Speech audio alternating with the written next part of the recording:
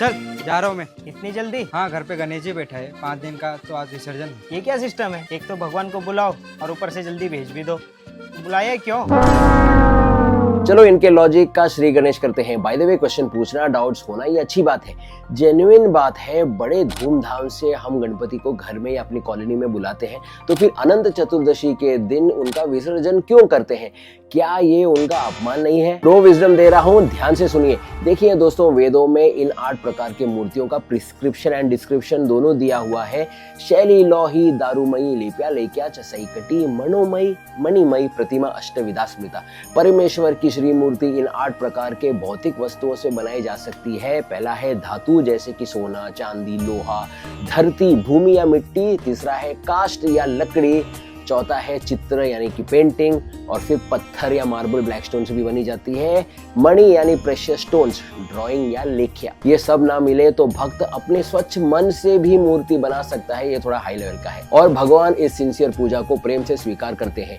अब ध्यान से सुनिए मैं जो कह रहा हूँ। गणपति बाप्पा की अपने भक्तों पर की हुई कृपा, ऐसे ही वो इतने लवली कडली क्यूट देव नहीं है। 99% के कलयुग के लोग अपने घर में 365 डेज 24/7 भगवान की पूजा नहीं कर पाते। आप तिरुपति जाइए, जगन्नाथपुरी जाइए, श्रीरंगम जाइए, वहां पर कोई गवर्नमेंट हॉलीडेज नहीं होती। नो कैजुअल लीव, कोई प्रिविलेज लीव नहीं, कोई सिक लीव नहीं। वहां पर पुजारी 365 डेज 24/7 भगवान की सेवा करते रहते हैं।